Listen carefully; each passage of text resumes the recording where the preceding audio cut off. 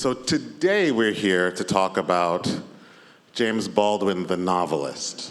And of course there's so much terrain there, so much room to run.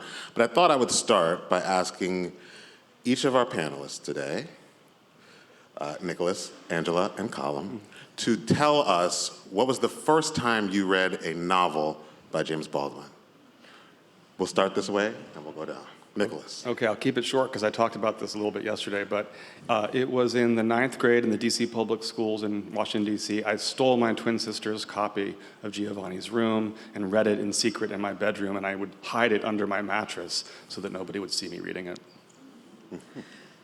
I think it was either also 9th or maybe 10th grade. I read Go Tell It on the Mountain for some kind of gifted and talented, or as Gary said yesterday, gin and tonic sort of program. And I remember I read it faster than like everyone else and was just waiting for the other nerds to finish it so we could talk about it. My 18th birthday, I got a thing called a book token, which meant I could go into a bookstore and buy a book with the token. And I bought a few books, and one of them was Go Tell It on the Mountain. It wasn't on a school course. Something about the title, the name James Baldwin. I don't know how this had got me, but the books were very well published in the UK and Ireland, and I read this novel about being a religious young man, and it spoke to me in funny ways because I had been that guy just about 2 years earlier, and that was Go Tell It on the Mountain. Speaking of being that guy, I in your book, or your collection of lectures about Baldwin, you read that book at a moment when you started to realize that Catholicism might not be, it might not matter as much to you as you had previously thought it might be. I thought that was... Yeah, I suppose what was interesting is that it connected with something that was, I think, very important in Ireland in the 20th century, especially the early 20th century, is that if you were writing a novel, say James Joyce is writing Ulysses, are you going to write a novel set in 1904, written in about 1916 or 17? And of course, the big subject would have to be Ireland versus England. You'd have to put that in every chapter, how much we hate them, or a British soldier coming and shooting you. And Joyce's decision not to do that was radical. It was, I will simply, in a book of 800 pages, not let any English people speak. I mean, there are 2 or 3 sentences, but they're not very good. They're not very clever. All the cleverness is on the Irish side, but also all the argument is an argument within Ireland. And so the fascinating thing about Go Tell It on the Mountain was that it wasn't Harlem versus everybody else. Yeah. It wasn't a young man facing his destiny in Harlem against the white world. It was a young man facing his destiny where the arguments are within himself over what he believes and how he behaves and what he notices and who he wants to be. And this is at such a level of intensity that and such a level, I suppose, of specificity that made its way to Ireland to me without any interference, in a way, as though this isn't my culture, this isn't my world. Yeah. Because of the intensity with which his conscience is dealt with and the way in which his noticing is rendered, it really, I think it opened a lot of space for people. For example, for Toni Morrison, to say, I will write about my own world. I don't have to make these dramas that are prearranged for me. And I think in Ireland, that idea that you could write about your character rather than what was prearranged as a set of historical, dramatic circumstances. Yeah, Angela, I was actually surprised to hear that you read a novel by him in high school, because part of the reason I asked this question was that we're almost the same age. This is kind of cheating. Angela's one of my best friends. When I was growing up, Baldwin was taught largely as an essayist. His essays had already sort of superseded his novels in reputation and sort of quote-unquote importance. Growing up, was that your sense of Baldwin as figure? Were the novels a revelation for you, or was Baldwin as fictional artist kind of put forefront for you? I grew up in the San Gabriel Valley in LA County, which is a majority-minority group of suburbs. And I don't remember many essays at all, honestly, being assigned to us in school, and certainly not sort of like essays about like big like American issues. But it was curriculum. Most of my teachers were either Latino or Asian American. And so we read like the Joy Luck Club. It was a lot of like, and I think honestly, it was a lot of experiences. Like most of my English classes, if outside of the sort of whatever is required by the state or the district, it was a lot of novels of different kinds of people's experience. And I don't know if that's also just like a result of like, 90s multiculturalism. Yeah. But I did not actually encounter many essays until I was in college. I took a semester abroad with a brilliant woman who was a professor at Syracuse named Janice Mays, who has a summer program in Paris called Paris Noir, and Baldwin's. We read No Name on the Street. We read The Fire Next Time. We read a lot of essays, but before that, it was novels. Yeah, in high school, I won a literary contest, not to brag. Really precocious 17-year-old. And it was Nobody Knows My Name, the second essay collection of Baldwin's. It's, the young Baldwin standing in a sort of amid this rubble, looking sort of like the loneliest boy in Harlem. And I devoured those essays, and it was a long time, maybe shamefully late, until I came to first Go Tell It on the Mountain, and then Giovanni's Room, and then Another Country. Then I started to devour these things. Nicholas, in your amazing book, James Baldwin, A Love Story, you organize his life through, as the title implies, the great loves, the great deposit of affection that Baldwin had within him.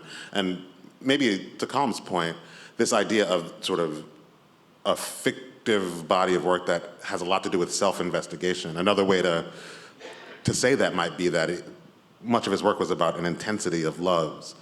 I wonder what you learned about how the real loves in Baldwin's life contributed to the making of his fiction, on the level of character, but maybe otherwise as well. So thoroughly. I mean, both in terms of characters, Go Tell It on the Mountain is often called, a semi-autobiographical novel, and Elisha is modeled on his friend Arthur. Giovanni's Room is interesting. He dedicates it to Lucien Happersberger. But David is sort of invokes aspects of Baldwin, as does Giovanni. It's kind of an amalgamation. And that continues through all of his works. One thing I wanted to note while we're talking about this is how important reading Baldwin was to me, but also reading people on Baldwin, and especially when it came to his fiction. So if you don't mind, Colm, I want to read 3 sentences from your recent book, because to me, the most important writers on Baldwin were Darryl Pinckney, Hilton Alves, yes. and Colm Tóibín over the last 20 years. But Colm was the only one who took his fiction seriously in a positive sense. So this is just 4 sentences, if you don't mind. This is in his recent book.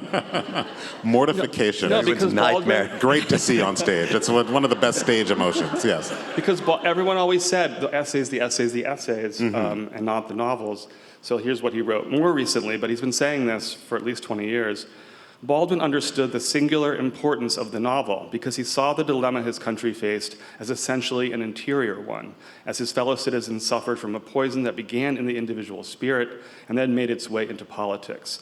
And his political writing remains as intense and vivid as his fiction. That's a reversal of how it usually goes. Because he believes that social reform could not occur through legislation alone, but required a reimagining of the private realm. Thus, for Baldwin, an examination of the individual soul as dramatized in fiction had immense power. So for me to look at these love relationships and the novels was, in a sense, to try to take what Colm was saying and take it sort of further over the course of many, many pages. Can you tell us a little bit about that passage, since it has come up, this correspondence between the sort of political imagination, real-world intensities, and the world of the novel, and how they sort of live parallel lives? Yeah, I mean, I'm hesitant now because I was preparing to say, but I'm going to say it anyway, that Nick's book is a game changer in this matter because he shows in detail. I just do it in 4 sentences, just I'm summing up something. But you do it in your book in detail, where you show how much the essays learned from the novels, how much the work on that idea of the individual spirit, of what happens to people under certain pressures, of the idea of conscience, the idea of watching and noticing, that if you bring that over then into another form, you get why are the essays still so readable? Why are they so relevant? Why, when you read them, do you feel no time has passed since this was immediate? And one of the reasons is that they were nourished by fictional imagination, by him imagining the thing. And so I suppose my point is that if you look at the politics of Go Tell It on the Mountain, the politics are that this young man must face his destiny in a way that is complex, and in a way that is dramatic, but in a way that is filled with the strangeness of him himself, not as a man in Harlem, not as a black man in America, but as a young man who is both carnal in the way he watches and is deeply religious at the same time. And so you get that level of complexity in a novel, and then he brings it into an essay to say, what has happened in my country to mean that this young man will not face his destiny with any great confidence, that he will not become a man in America in any way that I can suggest is in any way ideal. How come this has happened to my character in my novel? So that you work it back, but that's something that you show in your book in detail. So I think you've actually changed the way people are going to read Baldwin in the future. And that's a huge achievement. I mean, there are other ones in the book, too, that I could go on about, but it's a bit embarrassing to be here because I much prefer to be writing this behind your back. Sneaky like writers are. Angela, one of the ways in which this is all accomplished, this work of imagination and this work, especially of the sort of pressurized individual. Interestingly, this happens in a lot of Baldwin's work. I'm thinking about Another Country. I'm thinking about Tell Me How Long the Train's Been Gone. He expresses this sometimes through, especially, attention to groups of friends, and watching their fates weave and go apart and come back together. And this is whether it's in the Turner house with a large family, or in the brilliant Wilderness, a group of friends, sort of a 20-year trajectory. I wonder just how you have thought about that in your work, how love relationships between friends can sort of be the canvas for this kind of imagination. Well, I think that there's a way in Baldwin's fiction and in his essays that there's of course like the tension of a kind of survivor's guilt. And friends, family are kind of those foils for where you were before and where you are now. But friends, it feels like to a heightened extent, right? Because we should be able to, sometimes we have to leave our families behind, but if there's something essential that brings us into some kind of close relationship with a friend, we should be able to hold on to it. I'm thinking about, and If Beale Street Can Talk, when Fonny's friend comes to visit them and him and his girlfriend who was pregnant in their little sort of hovel apartment, and it's clear this friend was like incarcerated for a while, and he has had these experiences that now Fonny is having because Fonny is currently incarcerated, and Tish is remembering this. In No Name in the Street, there's that moment where Baldwin, hears from an old friend, and he thinks he wants to catch up, but he's like, I heard you don't want to wear that suit anymore that you wore when you went to Malcolm X's funeral. Can I have that suit, right? And he goes over there to his friend's house in the Bronx, where he lives with his mother, to give him the suit, and they have dinner, but it's a disaster, right? But the friend still wants the suit. And the way that there's nothing like a friend to kind of show you how you were all at one place and you're not at this place anymore.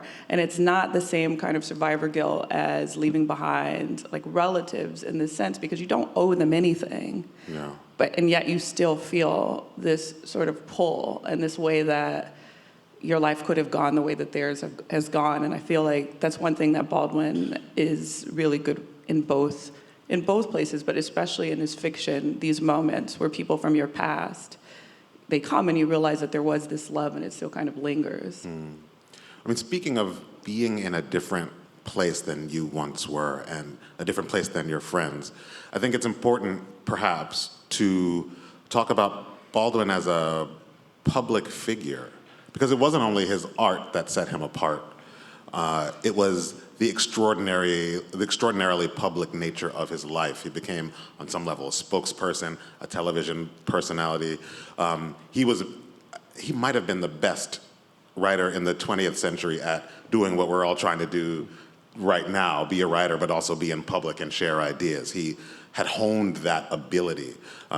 Obviously, there are a multitude of clips on YouTube of him either debating or speaking on television shows. Nicholas, I'm wondering what you learned about how he managed the dual duties of this publicness on the one hand and the privacy that art requires on the other. I think he really struggled with it. I mean, I think he said that he wanted to be, a novelist. He wanted to putter around the south of France and write plays, but he really felt called back to be involved in the civil rights movement, to attend the marches. He didn't like marches, he said, but he really understood. I mean, Sterling Brown had told him that, you have this unique opportunity to really contribute to this cause, and once he took it up, it was like, he was a vacuum. He was sucked into it, and he couldn't get out except by leaving. The standard kind of take on Baldwin's career was that this kind of destroyed him as an artist and as a writer. I think, luckily, fortunately now, that kind of is being re-examined and recalculated. But there's no question that it took so much out of him personally. I mean, he was a drinker. He had to have some bourbon to get on the airplane. He was afraid he was being followed by the FBI. He was afraid that he was next after Medgar Evers, Malcolm X, and Martin Luther King, and these were very valid concerns.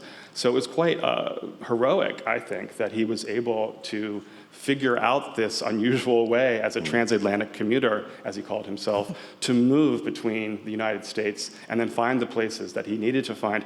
But he never called himself an expatriate. He never called himself an exile. He remained committed to the project of reforming America through novels and essays. Colm, in your book, you talk about specifically him as a televisual performer, his habit of thinking out loud and slowing down so that the television camera could sort of settle on his face. And you kind of juxtapose this to the maybe public spiritedness it kind of takes to write a capital A American novel like Another Country.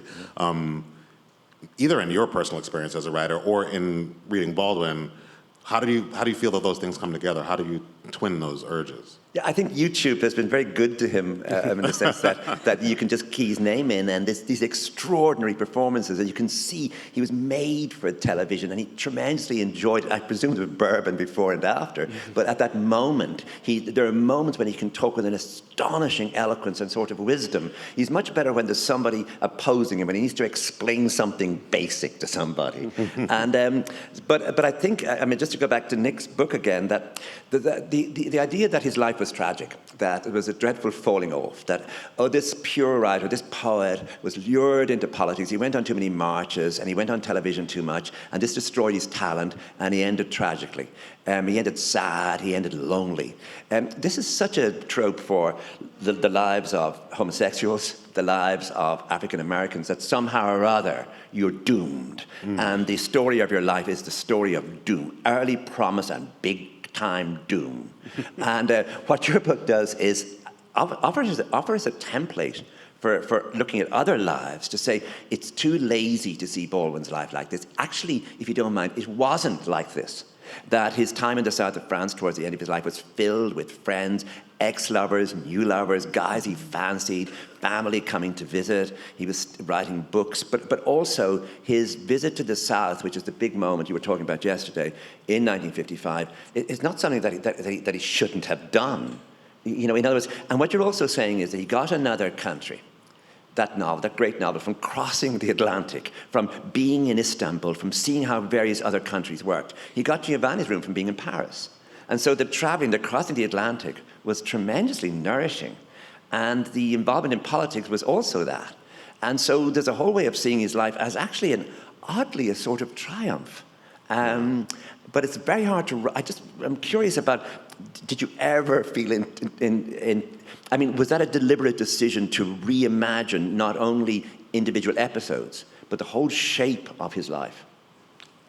The whole book was so organic and happened slowly over 20 years. So it's hard to know if I ever had a template. I don't think so. But I started with this research in his later years, trying to kind of look at his later work, look at his last great love affair, and ask the question of whether it was in fact as tragic as people were saying it was. But once you start reading his letters, I mean, these are letters that he wrote to Mary Painter, he wrote to his mother, his brother, to Engin Cazar, his Turkish friend. You see, yes, he captures a lot of struggle with the creative process and in these relationships, but an immense amount of joking and joy, and they're funny, and he's missing these friends, and he's writing about the incredible experience of showing up at Engin Cazar's doorstep in Istanbul in 1961. He hasn't been able to finish another country, but he gets there, and Engin's there with his newlywed wife. There's a famous Turkish painter who only paints like penises. There's a famous opera singer, and he ends up, singing Negro spirituals, and she's singing Turkish work songs, and he falls asleep on her lap. And the next day, he's walking through Istanbul, and everybody feels like they know him. They say, "It was so great to see you last night. Of course, you were asleep on her lap." But this was in the newspaper. So, really, once you start looking at the archives, then you see what a lack of justice has been given to the greatness of his life. And especially I wanted to fight against this idea that because he didn't find this one great love, his life was somehow not worthwhile. He had a lot of incredible relationships. And there's also that narrative that his career was somehow insufficient or a failure because he didn't single-handedly end racism. Yeah. So those are two, I think, misconceptions that seem pretty obvious, but you have to actually go slowly over 700 pages to really capture all the ways that is wrong. Speaking of, this way that careers, lives, bodies of work are reinterpreted over time and how reputations are always fluid. It does seem to me that over the last 10 years, perhaps, we've entered a new chapter in the reception history of James Baldwin. Angela, you profiled the filmmaker, the director, Barry Jenkins, when he was embarking on making the film adaptation of If Beale Street Could Talk. Mm.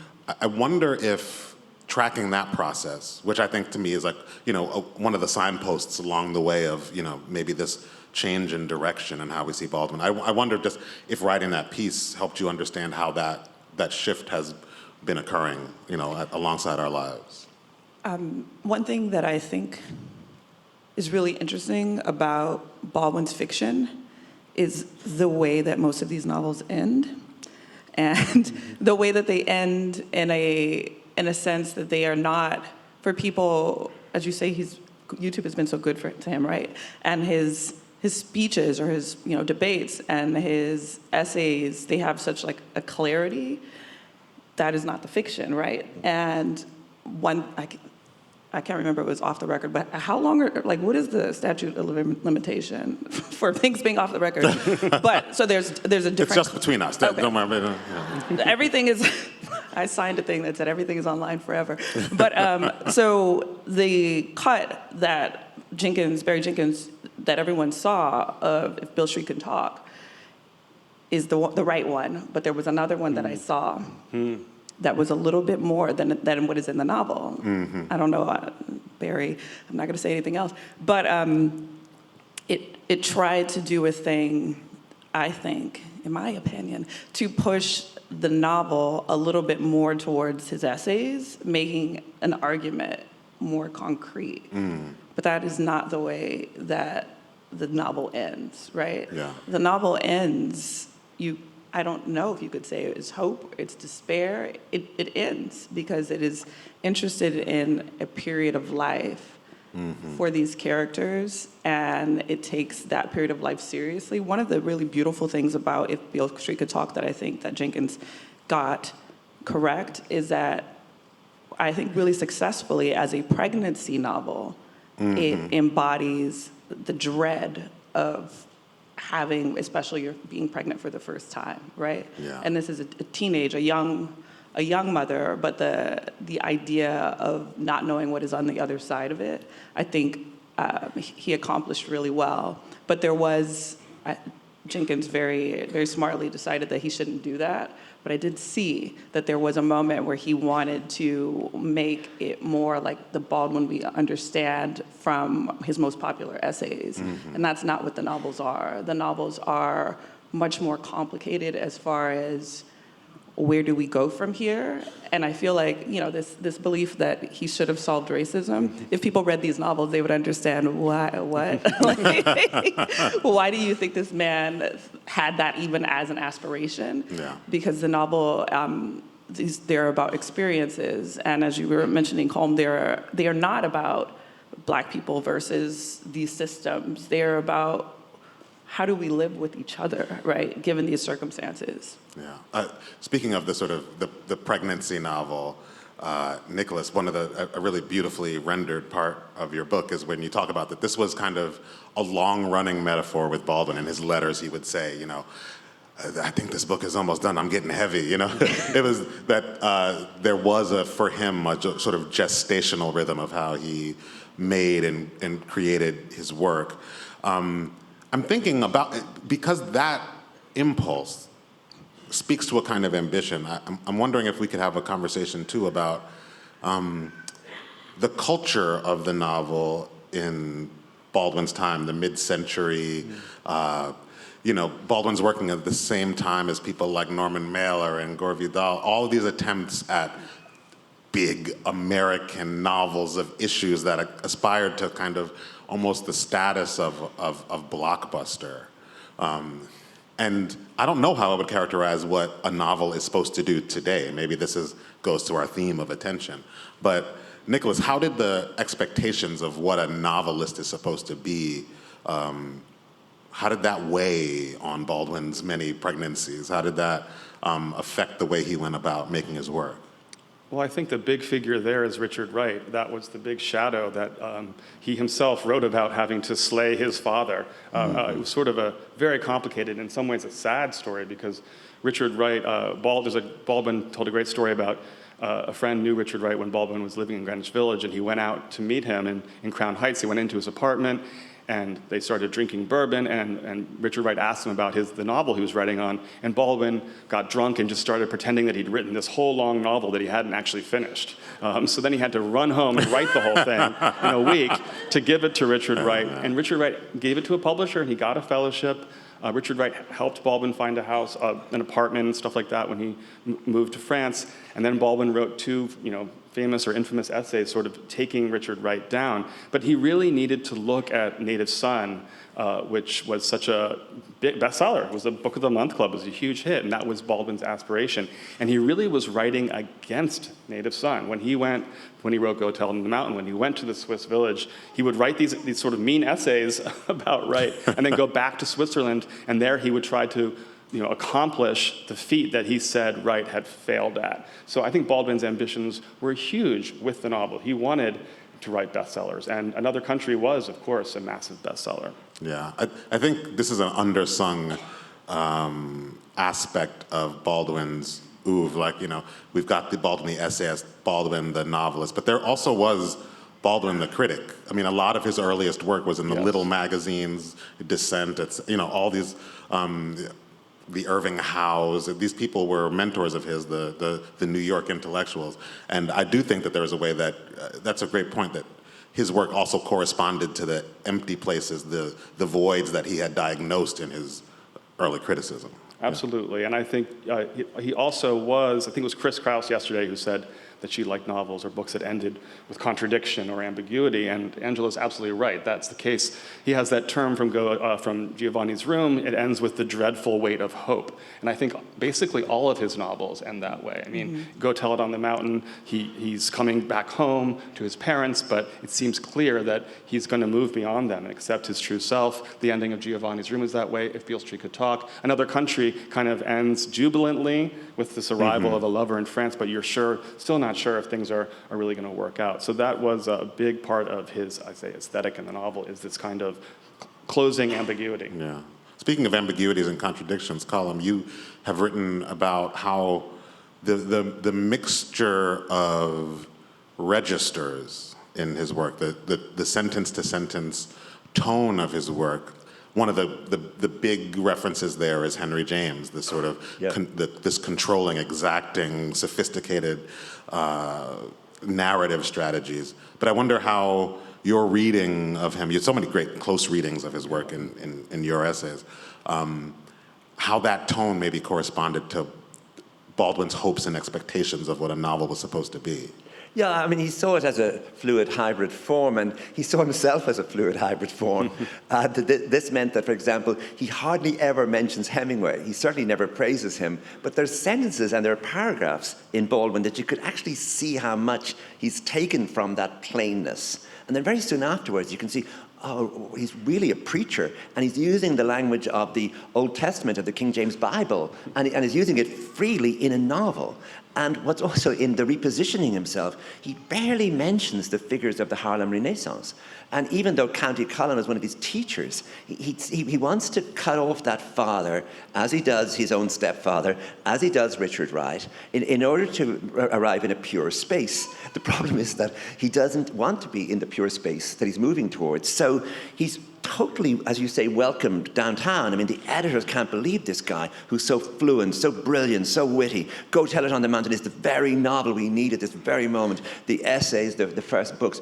And then you ask, well, what are you writing now? And everybody's heart sank when he said, I'm writing a novel about two white guys who are gay in Paris. And his agent said, yeah, you burned that book. You burned it. I mean, in other words, it wasn't a book. I mean, in other words, he lost his publisher.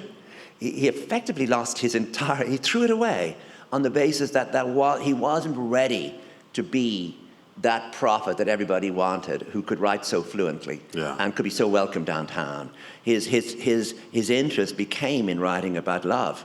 His big matter is love. And the failure to love becomes the theme of Giovanni's Room.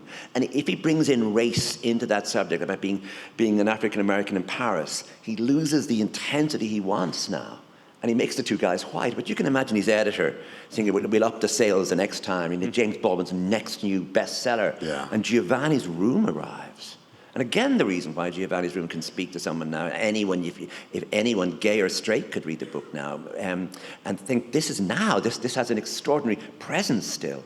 It is that business of he certainly didn't write it to become popular. Yeah. You know? Speaking of the reasons why we write novels, Angela, having a book out this past year and going through this cycle again, I do wonder whether you have an insight, and I think about this all the time, about what we think today novels are supposed to do in the culture, how they're supposed to live. We put them out, they garner expectations, like the great ones that Colm just described about Go Tell It on the Mountain. How do you think a novel's supposed to be today? It once was, you put out a novel and all of a sudden you're on the Tonight Show or something, and you're wearing suits all over television, I don't know. What is your feeling about today, just how novels are received and what we hope for them to do? You want to make me cry up here. Just kidding. I think 10 years between my first novel and this one, it's a very different book tour and very different, reading public in some ways. And I can only speak as a Black woman writer.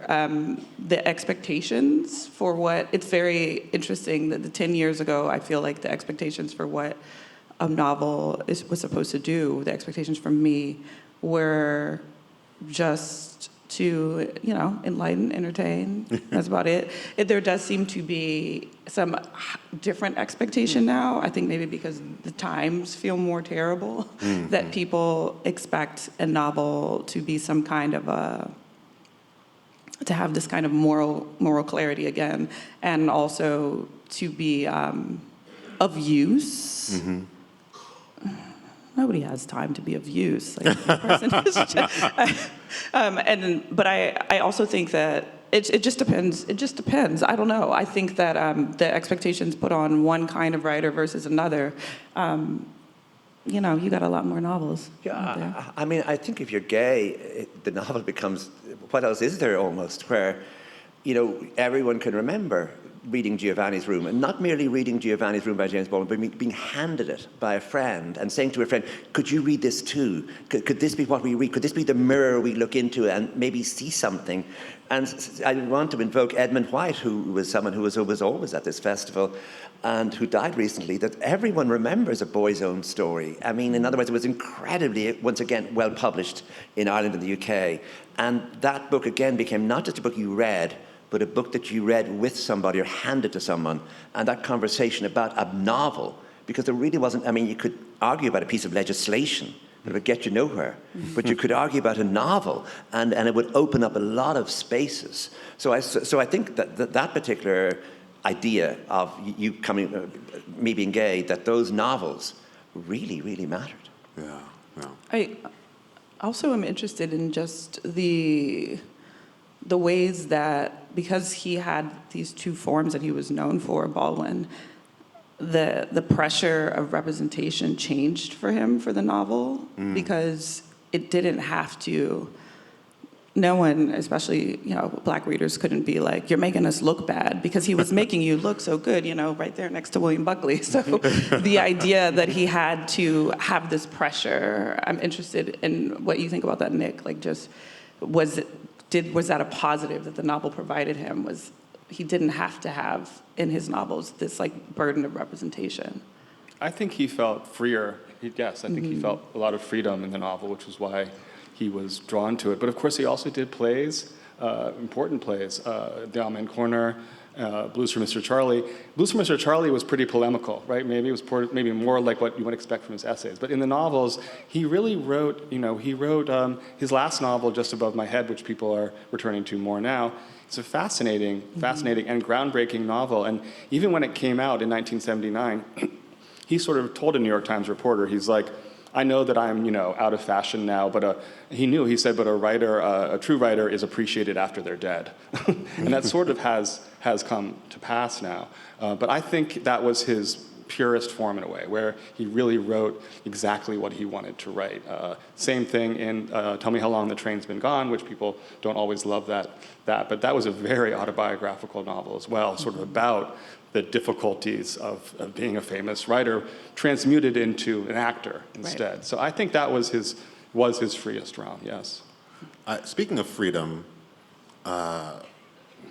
we've talked around and about, well, I guess to Colm's point, we maybe shouldn't call an exile or an escape, but certainly Baldwin's, his life outside of the United States and in the south of France and in Istanbul, which was less discussed. I think people are now talking more about Turkey with regard to Baldwin. And again, maybe touching our theme a little bit, I wonder if this had something to do with attention, whether being away from home and from the fires and the pressures of the moment and what he knew so well gave him some sort of attentional space where he could attend more seriously and more directly to your work. I guess what I'm asking, Nicholas, is what did his status as an expatriate do for him? What was it? What was its work in his life as a novelist?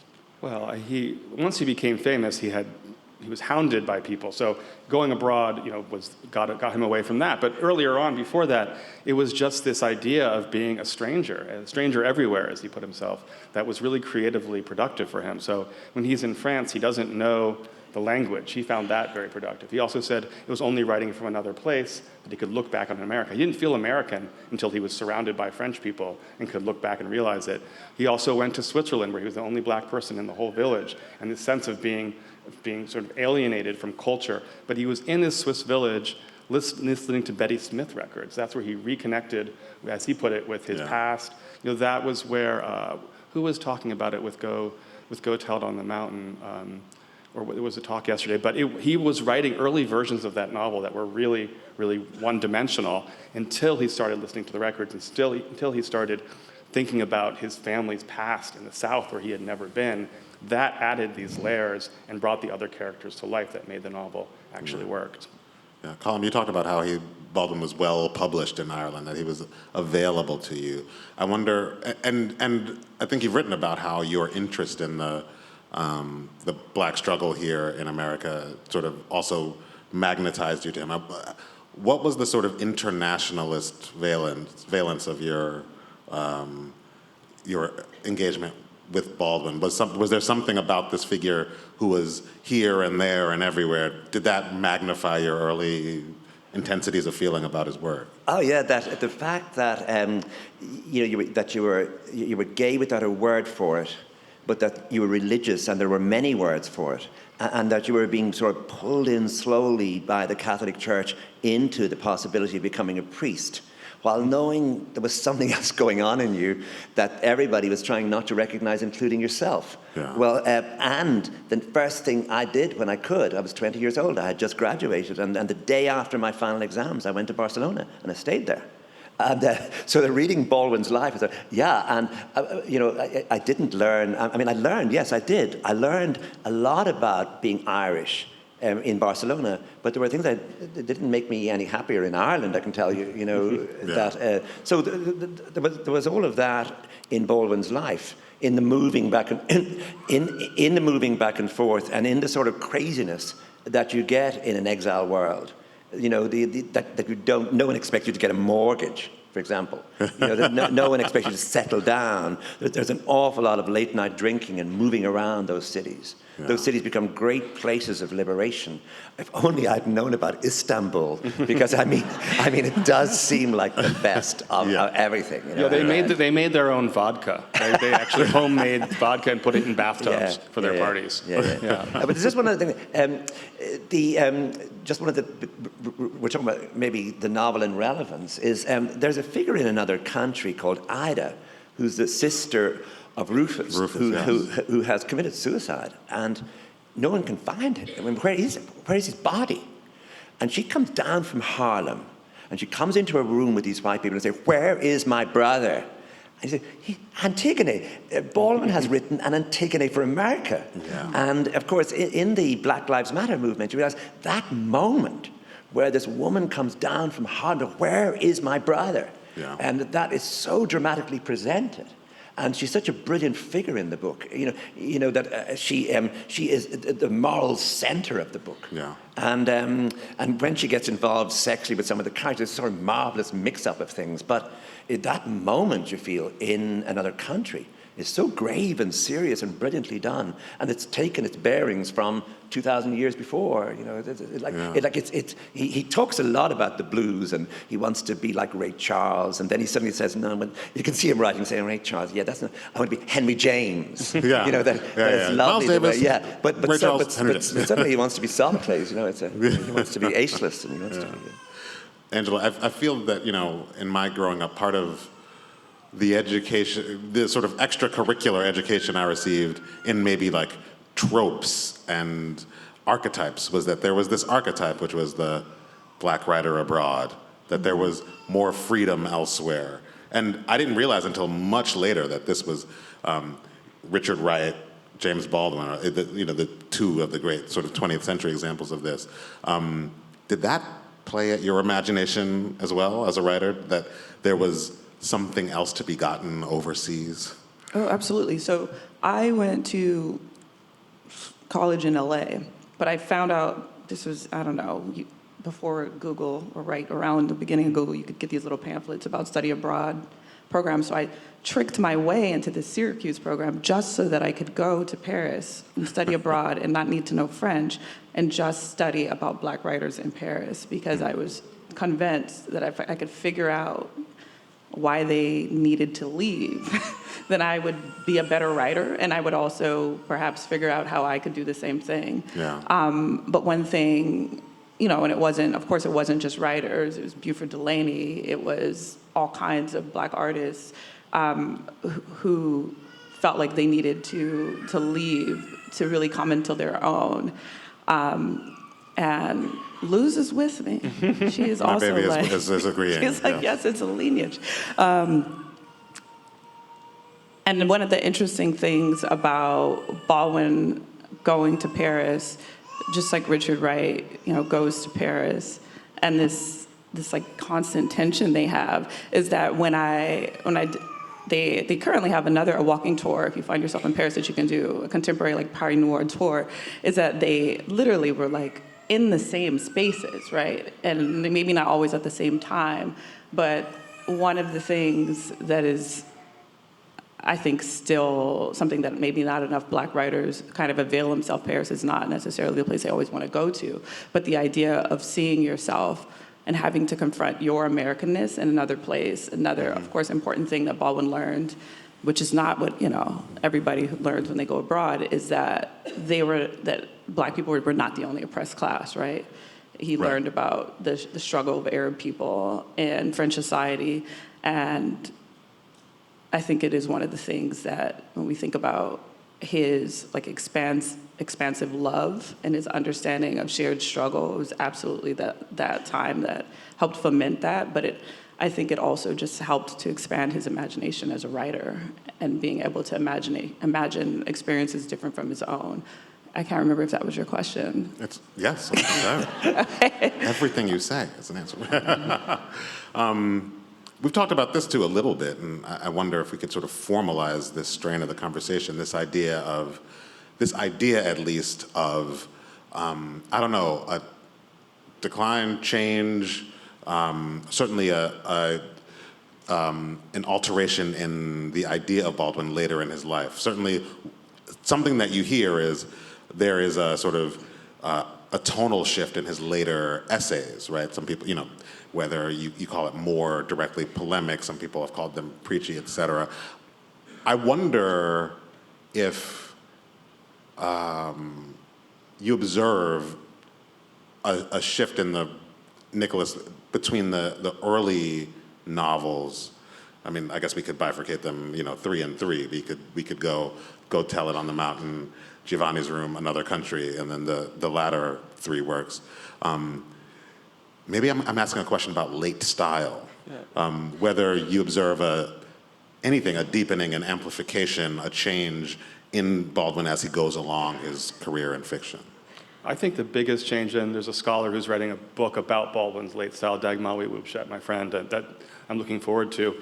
And he writes and talks about this. But there is a massive shift, and I think meeting Toni Morrison played a significant role in this. She came to visit him when he was writing If Beale Street Could Talk in the south of France, and he made some popcorn, and they went down into his torture chamber, his studio, as he called it, writing studio, and he says that he read the entire novel to her, which is hard to imagine because it's many, many pages, to see if he got the voice right. And the voice in that novel is a really interesting subject of its own that we could talk about. But I do think what happened sort of in the post-60s moment, partially because of his frustration with the lack of progress and with white people, is that he kind of followed Toni Morrison's dictum of not writing for the white gaze. So If Beale Street Could Talk is a novel about the Black family, about Black survival, about Black love, even as it's dedicated to his married white French lover. So that's part of the complications of Baldwin. But you see the same thing in Tell Me How Long the Train's Been Gone, and in Just Above My Head. He is turning sort of intramurally into the Black community. He's no longer concerned as much with this kind of white gaze or even with interactions with white characters. He is really focusing on the Black community and Black survival and the complexities of Black life in America. Yeah, that's so interesting that Morrison would play a part in that because, Angela, there is this kind of, the way you would figure Black literature in the 20th century, is perhaps like, you think about the early century and the Harlem Renaissance. You think about the late century and the Black arts movement, perhaps. But in the middle, in mid-century, we get folks who kind of, kind of exist in these silos, perhaps, or kind of are working on their own and kind of outside of any kind of formal or sort of imagined group identity. And Baldwin, it seems like, to me, straddles that. And I think the later in his life, of course, he's also taking a lot of heat from other Black writers. Eldridge Cleaver comes to mind, Amiri Baraka comes to mind, on and on. I wonder how we now read him alongside, maybe a couple decades later, people we think of like Morrison, Naylor, et cetera. the black novelist of maybe the later century, how kind of Baldwin sits in our imagination alongside them. It was interesting because, you know, his writing spanned from like the 50s into the 70s. So his contemporaries in the beginning would have been like Paul Marshall and Petrie. And those, if I think about like The Street, or I think about like Brown Girl Brownstones, they seem like they have, they are in conversation with a novel like Go Tell It on the Mountain. And when we think about like, by the time we get to the 70s, and there's a different group of, not to say it was only black women who were his contemporaries, but I'm just thinking about the people I remember the most. But this is part of the story, that the mid-century did have this masculinist ideal that kind of dissipates toward the end of the century. I think this is like an important part. Yes, and so but you have Toni Cade Bambara, you have Naylor, you have Morrison. And I think maybe because I think in sentiment, Baldwin's novels have more in common with these women's novels than perhaps some of the like male contemporaries at the time. Like for instance, like Ishmael Reed. I think that the through line seems to be that the writers of that time that perhaps had issue with him, and not to just repeat myself, had issue with the fact that his novels were not about utility, right? Like Eldridge Cleaver, he wants a novel that is of some kind of utility to the cause or to the movement, and that is not what a Baldwin novel is doing, right? No. In the same way that like The Salt Eaters, Toni Cade Bambara, that novel it's not doing that, and what it is doing is trying to be interpretive about Black experience, and then also there's just so many white people sometimes in a Baldwin novel, right? Yeah. Which some people don't like. Some people don't like. Colm, this issue of late style, it seems to me, and this might be I think we're working with a couple more minutes to go until our panel. This might be our last question, but this issue of late style to me is one potential area of correspondence to, again, Henry James, where we talk a lot about the late style of Henry James and his, I mean, he goes really far with it, revising his earlier works to fit his later, more Baroque style. I wonder how you think about how just Baldwin's style matures over the course of his life. Yeah, I read his book, Evidence of Things Not Seen, which I think is the last book he published. It's a book about the killing of young Black people in Atlanta. And I read it in the week it came out, and I was really shocked by what I thought was a sort of falling off in intensity. And analysing it now, it's interesting that the best piece written for an audience like me was written by Martin Amis. In The Observer, they sent him to Atlanta. He went around Atlanta. He saw the binaries. He saw black-white. It was like a chess game. And he saw the violence as being almost part of a system that was always there, and this was merely another dramatic manifestation of it. In Baldwin's version, there's a weariness. There's a feeling that, this is not dramatic. It's awful. And I'm not going to be able to dramatize it for you, to give you, to feel that you were there, that you felt the fear, or that you were a perpetrator. It just simply wasn't, that sort of reporting was not what he was best at doing. He was best at analysing much larger forces. So the book still seems to me not an example of a late great style, but I can see why, or I think I can see why. I'd like to analyse that further as to why Martin Amis could go there, never having looked at it before, and create drama. And Baldwin is much more wary, careful. Even the prose itself, he's not writing his big sentences. He's not. And so I'm interested in that, but I'm interested also that you are making a case for it, because I think you're the first person to make that case. For evidence. Am I? For evidence for things not seen. No, I wouldn't make a case for it either, but I would make a case that he was tackling topics that are very, very present with us today. Okay. I agree that stylistically it's Yeah. not his best, but he had it. He still had his finger on the pulse of something Yeah. very important happening in terms of how race functioned in the country at that I think there's time. one other figure that we really miss in this story is Lorraine Hansberry. And that if only Lorraine Hansberry had lived, there's a key feeling that in the theatre, what she might have done, because A Raisin in the Sun does all that business of creating a drama around an African-American family, really without bothering about the outside world, the family, the remember with the man. But she died so young, and she was with him when he went to see Bobby Kennedy. Yeah. And she took That him in. famous night, she kind of crashes out. She wasn't having any of that. Bobby Kennedy stuff. Well, I mean, and Hansberry lived on with him. The great origin story of Susan Laurie Parks' career is she did a fiction workshop with Baldwin, and he said, "You remind me of my friend Lorraine, and you should write. I want you to try to write a play." And off she goes, wins the Pulitzer Prize, etc.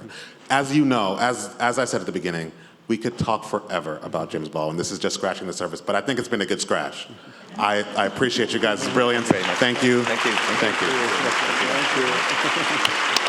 Thank you. Yeah.